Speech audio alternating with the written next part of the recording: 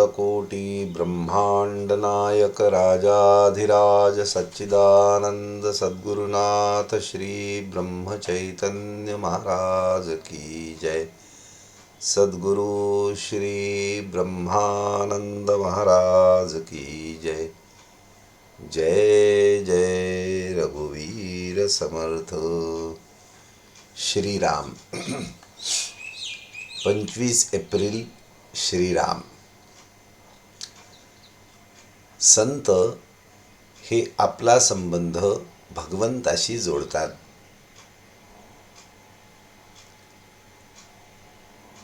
संतांची भूमिका समाजामध्ये माणसाचं मन इतस्तता भटकत असताना, समोर दिसणाऱ्या अवतीभोवती दिसणाऱ्या तात्पुरत्या आकर्षणांच्या मागे धावत असताना, त्यातलं आपल्या हिताचं टिकाऊ काय आहे हे दाखवून देण्याचं काम संत करतात. आणि आपला जन्म सार्थक कसा होईल, आपल्याला खरंखुरं समाधान कसं मिळेल, यासाठीचा खटाटोप, खूप प्रयत्न अत्यंत तळमळीने संत करतात. आणि आपला संबंध भगवंताशी म्हणजे जीवनाच्या सत्याशी, जे एकमेव सत्य या जीवनाचं आहे ते म्हणजे परमात्म स्वरूप आहे. विविध रूपांनी, काही रूप अति विशाल, काही रूप अति लघु, काही रूप अति भयानक, अशा सर्व रूपांमध्ये एकच एक आनंदरूप भगवंत कसा भरलेला आहे हे आपल्या लक्षात आणून देऊन, आपल्याला त्याचं स्मरण कसं राहील यासाठी ते प्रयत्नशील असतात. आणि असा आपला संबंध शाश्वत सत्याशी, एकमेव वस्तुस्थितीशी जोडण्याचा ते निरंतर प्रयत्न करत असतात. केवळ देहात आहे तोपर्यंतच नाही, त्यानंतर देखील.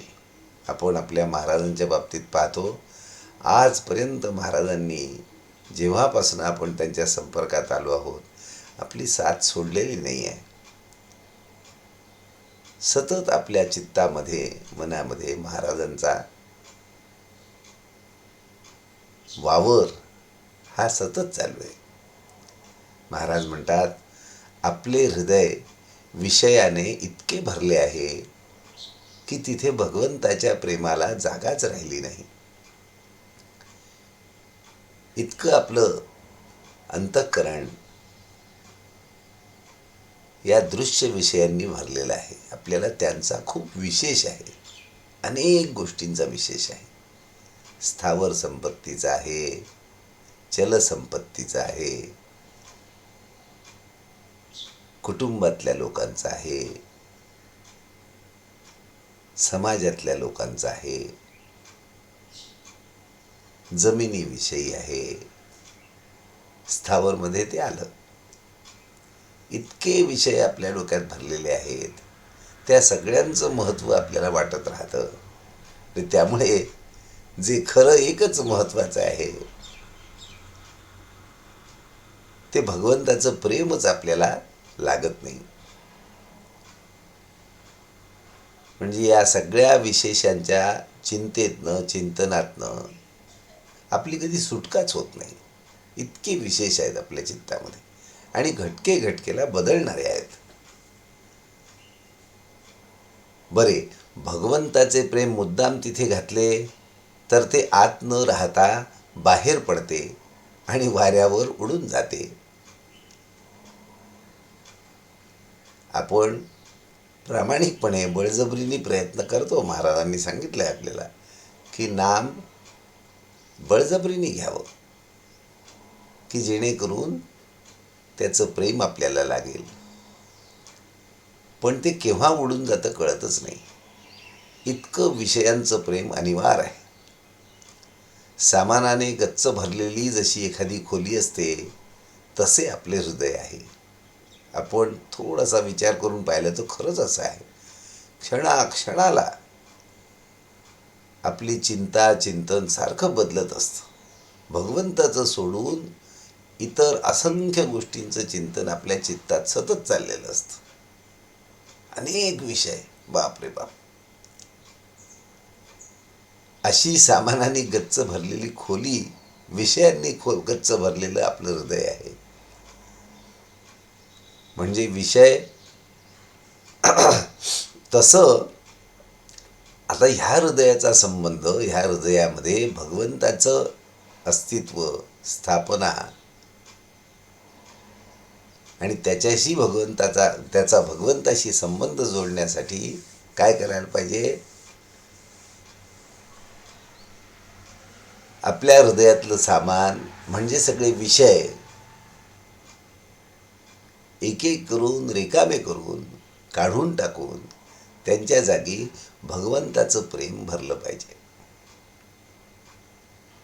आणि साधारण महाराज म्हणतात, आपला अनुभव असा आहे की एखादी वस्तू आपल्याला खूप मिळाली आणि पुन्हा पुन्हा मिळाली तर तिचा वीटच येतो. अशी जगात एकही वस्तू नाही की सतत मिळत राहिली तर तिचं काही आपल्याला अप्रूप राहतं. तिचा वीट येतो. आधी महत्त्व वाटेनासं होतं आणि मग नंतर तर नको वाटायला लागते. म्हणून जगातली विषयापैकी एकही विषय असा नाही की ज्याचा आपल्याला सतत मिळाले, वारंवार मिळाला तर वीट येणार नाही. म्हणून जी वस्तू आपल्याला कितीही मिळाली, महाराज म्हणतात, तरी तिचा वीट येणार नाही अशी वस्तू आपण मिळवावी. आणि अशी अवीट असणारी वस्तू एकच आहे, ती म्हणजे भगवंत होय. पण काय करावं? विषयांचा इतका पगडा, इतकी आवड, इतकी आसक्ती, इतकं प्रेम आपल्याला लागलंय ना की ते भगवंताचा अंदाजच आपल्याला येत नाही. किती गोडी त्याच्यात असेल, किती आनंद असेल. म्हणून श्रद्धा हा जबरदस्त मार्ग आहे. ज्या जीवाला अगणित लोक मानतात, त्याला पूज्य मानतात, त्याचं जीवन अनुकरणीय आहे असं मानतात, त्याचा विचार, त्याचं मार्गदर्शन हे अनुकरणीय आहे असं मानतात, अशा जीवावर नितांत श्रद्धा बसली तर मात्र काम पटकन होऊन जातं. सगळे विषय एका झटक्यात बाहेर निघतात हृदयातनं. म्हणून अशी जी अवीट असणारी वस्तू आहे ती म्हणजे भगवंत होय असं महाराज सांगतात. महाराजांनी भगवंताला पुरेपूर अनुभवतायत. आणि त्यामुळे त्यांनी सांगितलेलं वाक्य प्रमाण मानून आपण जर किमान ती श्रद्धा निर्माण केली, ती श्रद्धा ठेवली की हो, महाराज म्हणतात ना, तर भगवंतच खरा आहे, तोच माझ्या कल्याणाचा आहे, असा जर विचार माझ्या चित्तामध्ये श्रद्धेने टिकला तर आपलं काम होऊ शकतं. महाराज पुढे एक दृष्टांत देतात. राजाने आपल्या नावाचा शिक्का केला आणि जो अतिप्रामाणिक होता त्याच्याजवळ दिला. त्याप्रमाणे भगवंतानी, जो भगवंत चराचर व्यापून शांत स्थिर आहे, त्यांनी काय केलं? सगुण देहधारी संतांकडे आपलं नाम दिलं. त्यांच्या मार्फत ते नाम आपल्या इतर जनांपर्यंत पोचतं. त्यामुळे संत जे करतील त्याला मान्यता देणे भगवंताला जरूरच आहे. संत हे महाराज म्हणतात चालते बोलते देवच आहेत ना.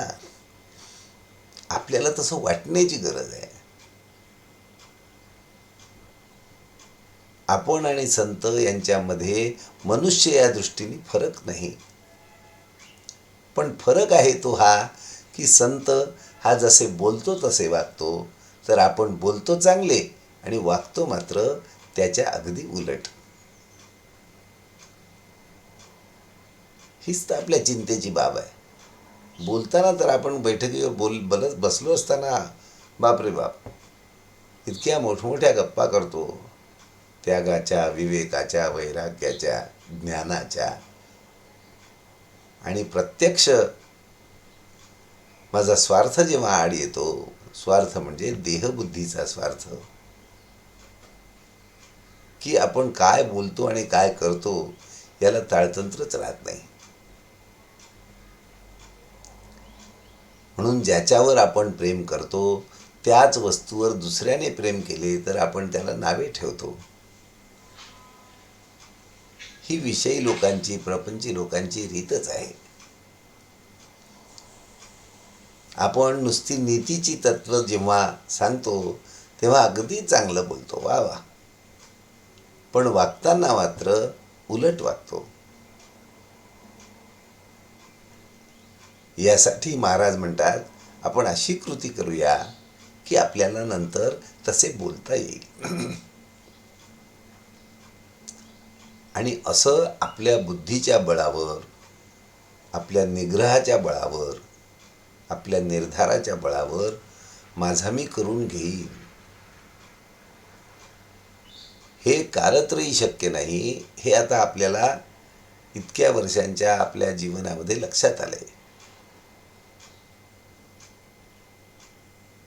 म्हणून मग काय करावं, तर परत संतचरणी शरणागत होऊन त्यांनी सांगितलेल्या मार्गाने जायचा पुन्हा निर्धार करावा आणि त्याप्रमाणे कृती करावी. म्हणजेच मला राहवत नाही, महाराज नामावर येणारच आहेत, पण तत्पूर्वी मला असं वाटतं की आता एकदा नामावर आणली पाहिजे गाडी. म्हणून एकच कृती, काही कठीण नाही. ज्या योगे आपल्याला ना बुद्धी चालवायची गरज, ना कष्ट करायची गरज, ना काही खर्च करायची गरज, ना काही शरीराने काही हालचाल करायची गरज. फक्त मनाने भगवंताचं स्मरण, नामस्मरण जर आपण केलं तर हळूहळू सर्व विषय आपल्या अंतःकरणातनं निघून जातात. ही महाराजांनी आपल्याला सांगितलेली गुरु किल्ली आहे, गुरुमंत्र आहे. तो त्या श्रद्धेने, फक्त कशा करता, त्या नामा करताच, विषय घालवण्याकरता इतकं सुद्धा म्हणायची गरज नाही. नामा करता नाम घ्या की आपलं काम झालंच म्हणून समजा.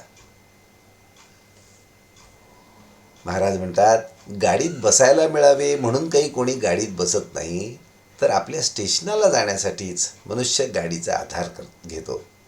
तसा मोठमोठ्या संतांनी प्रपंच केला खरा, चार चौघं करतात, चार चौघांसारखेच संत राहतात, म्हणजे लोकांना मग आपल्यापेक्षा ते भिन्न वाटत नाहीत, वाटू नये म्हणून ते चार चौघांसारखेच वागतात. प्रपंच केला, परंतु तो सुखासाठी केला नाही, त्यातून आपल्याला सुख मिळावं, देहाच्या आधाराने मिळणारं, त्याच्यासाठी केलेला नाही. पण त्या प्रपंचामध्ये पुरेपूर राहून देखील आपली वृत्ती कुठे राहायची त्याचा विचार, त्याचा निर्धार त्यांचा पक्का होता. आपल्या वृत्तीपासून न ढळता वृत्ती भगवंताशी जोडून ठेवून इतरांना तारण्याचं काम त्यांनी केलं. बुडणाऱ्या माणसाला जसा दोरीचा आधार द्यावा, त्याप्रमाणे संतांनी आपल्याला परमात्म्याचा आधार दिला. ही तर गोष्ट अतिशय खरी आहे. भगवंताचा आधार माझ्या जीवनात खराखुरा कोणी आणला असेल तर माझ्या सद्गुरूंनीच आणला, महाराजांनीच आणला. चंदनाच्या झाडाजवळ असलेल्या झाडांना जसा चंदनाचा वास लागतो, त्याप्रमाणे संताजवळ राहतो तोही संतच बनतो. पण तो पूर्ण मीपणा रहित, पूर्ण शरणागत भावात राहिला पाहिजे. तू आणि तूच, तुझ्याशिवाय काही नाही. तू करशील ते, तू म्हणशील ते, अशा भूमिकेत जर राहिलो तर महाराज म्हणतात, काही कष्ट न करता परमार्थ साधणे हेच सत्संगतीचे महत्त्व आहे.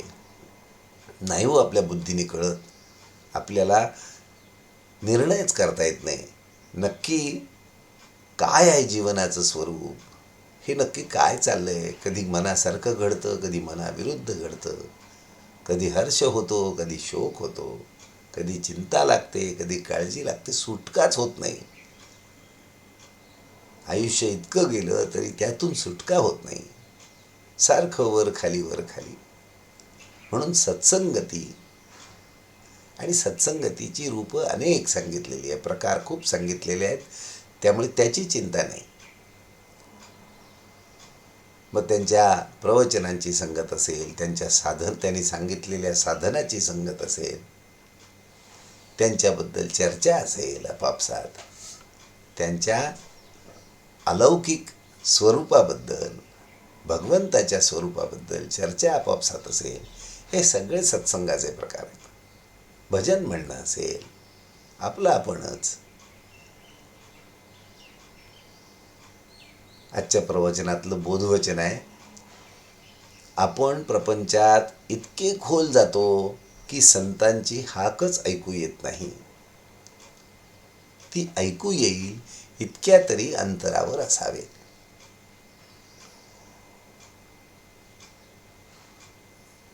इतकं खोल बुडून जाऊ नये. पण काय सांगू, महाराजांची ज्यांना साथ मिळाली ते इतके खाली जाऊच शकत नाही.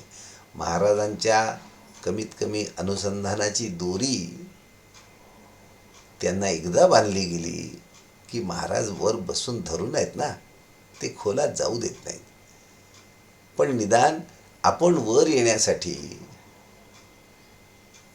धडपडही करत नाही, आपण मध्येच कुठेतरी अधांतरी लटकत राहतो.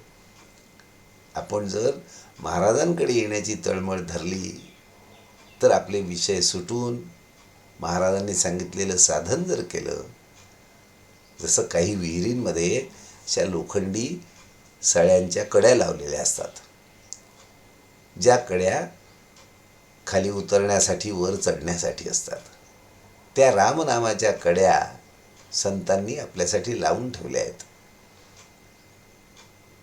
म्हणून आपण जे अधांतरी मध्येच आहोत, नशीब इतकंच की आता महाराजांना आपण आपली दोरी दिल्यामुळे आणि ती आपल्याला बांधलेली असल्यामुळे आपण खाली तर बुडणार नाही, पण वर येण्यासाठी महाराजांना जी तळमळ आहे की हा वर यावा, मला भेटावा, तेही आपण करत नाही. आपल्याला तिथेच बरं वाटायला लागतं प्रपंचात, त्या विषयांमध्ये. आणि मध्ये मध्ये नाकातोंडात पाणी जायला लागलं, कासावीस झालो की महाराजांची आठवण येते. पण ते म्हणतात, अरे वर ये, मग पाण्याच्या बाहेर ये, विषयांच्या बाहेर ये. ती काही आम्हाला अजून जमत नाही, आम्ही तिथेच रमतो.